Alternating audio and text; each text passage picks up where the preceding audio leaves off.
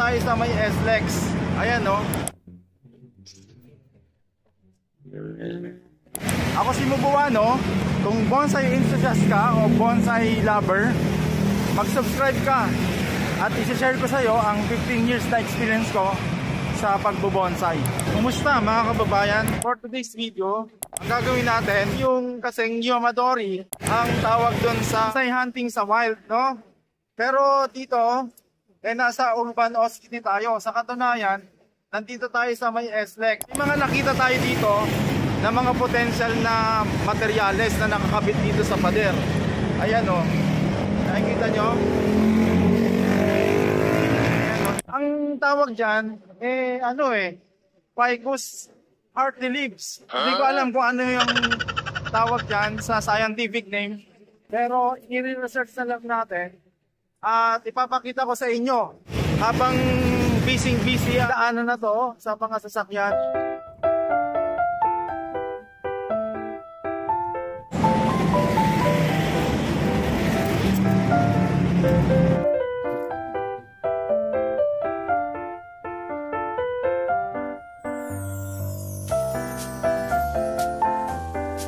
Hindi naman masyadong maganda yung base niya.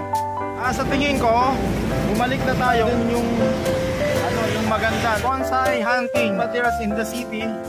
Ito yung mga nakikita natin na hindi ko alam kung pwede. Pero isang puno lang to na nasa ilalim. Ayan, maganda sana to. Kaya lang masyadong malaki yan. Hindi natin yan makukuha.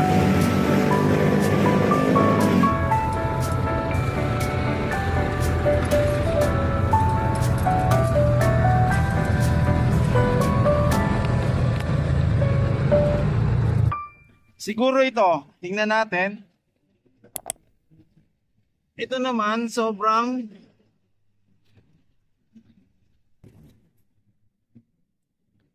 wala, hindi maganda.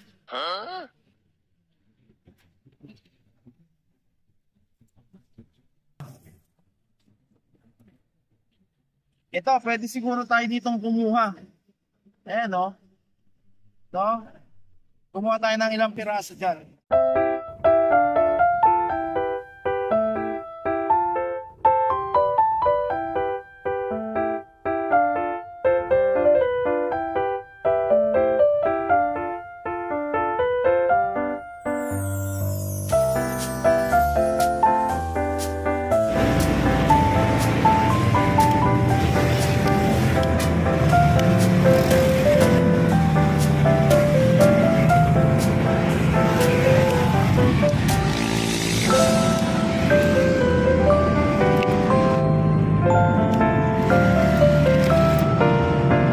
Ito pang isa, kinukuha kasi natin na materyales, mga may bonsai lang, no? Hindi natin kailangan yung masyadong malaki. Kahit na, ang totoo, sayang din yung mga nandun sa kapila kasi kung meron tayong proper tools na pangdukot sana, pwede sana nating makuha yon. Itong isa na to, maganda rin. Ayan, no? Diba? So, ang problema nito, dukutin din. Sobrang laki na nito. Ayan, no? Yan sanang kalaki na yan. Maganda sana. No? Ito. Yan, no? Maganda sana ang bonsai material to. Kaya lang, paano natin to makukuha? Subukan natin na malagari sa ilalim.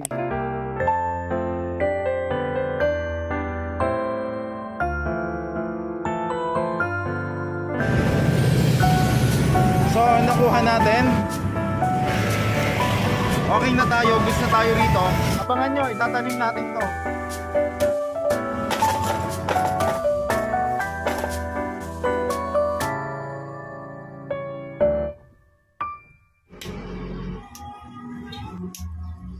Ang mga materyales na kinuha natin ay intended for mamay bonsai lang. Ang target nating height ay up to 3 to 5 inches, no? Pinakamataas na yung 5 inches.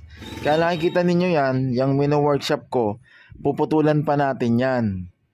Sa mga nakasubscribe sa akin na mga bonsai hobbyist o mga bonsai enthusiast, tingnan nyo mabuti yan kung mga bonsai beginner kayo, no? Para kapag nagtanim kayo ng mga bago nyong mga materyales na ipupunla at ititrain na bonsai, maging mataas yung mortality rate. Ibig sabihin, yung paraan na to ay mataas ang porsyento na mabubuhay yung materyales. Yan, sinusukat ko yung materialis na yan kasi dapat yan putulan pa dahil nga mataas kasi mamay lang yan eh. Diyan ako mag-aabang ng yan yung parang may pwedeng paglabasan ng shoots para dyan yung target natin na pinaka-apex. Pero pwede pang mas mababa dyan sa actual, no? Itong materialis na to pwedeng twin trunk, no? Ang design, ang bonsai design niya. Tapos yan, yung kaputol, wag na nating sayangin. Pagka nabuhay natin yan at talagang napaugat din, maganda kasi yung base ng mga Ficus religiosa no? O Ficus body ba to? Basta ganyan ang pangalan yan eh.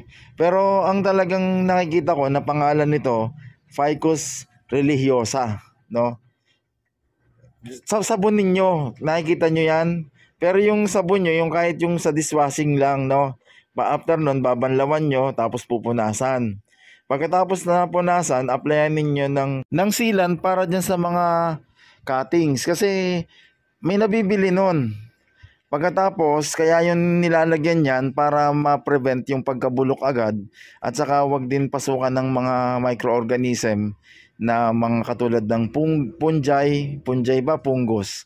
Basta ganun, bahala na kayo. Yung nakapagpapabulok. Yan, tinanim na natin yan, dyan natin ipupunla yan. At ito, kung makikita ninyo, yung isa yan, dyan ko na lang tinusok. At hindi naman masiselan yan eh. Yan namang mga ibang nakikita nyo dyan sa video, yan yung mga cuttings ng 21 jewel na bougainvillea na tinusok natin at ngayon, umusbong na. Ayan no. Ibig sabihin, siguro meron ng maliit na ugat yan pero hindi pa yan stable. Kung naligaw ka sa channel na to at ang hilig mo lang pala ay halaman, talagang natural lang yung mga nakikita mo na parang walang mga kwenta.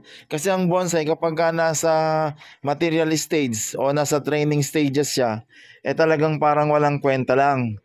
Kasi dinedevelop pa lahat ng mga trunks na yan. Huwag nyo intindihin yung paro-paro na yan. Naligaw lang yan dyan, no? Nag-i-slow mo pa, no? Ngayon, kayo, yung mga cuttings nyo, lagi nyong i-save. Kasi may pagkakataon, yung materyales, yung isang species, baka rare na yon o bihira na. At least kung na-save mo yung cuttings, nabuhay mo, pwede mo pang paramihin. Mga after 6 months, siguro meron na tayo ritong may papakita sa inyo na magandang development. Katulad niyang 21 jewel na yan, ayan, no? Mabuti, nakisama, maraming sanga ang inilabas nung 21 jewel bugi na yan, no? Ang matinding challenge talaga sa atin ngayon dito ay kung paano natin makikreate ito, mata-turn into urban mini bonsai garden. Kasi unang problema natin, lupa, tapos espasyo, di ba? Pero kung umabot ka sa panonood mo ng video dito sa part na to, ay interesado ka sa bonsai, kaya mag-subscribe ka na. Tapos yung mga napapanood mo dito na ginagawa ko, gayahin mo lang. At makakagawa ka ng sarili mong bonsai din. Magsimula ka, ang una mong gawing pagpraktisan yung mga balite. O ano, mag-subscribe na kayo. Thank you! Woo!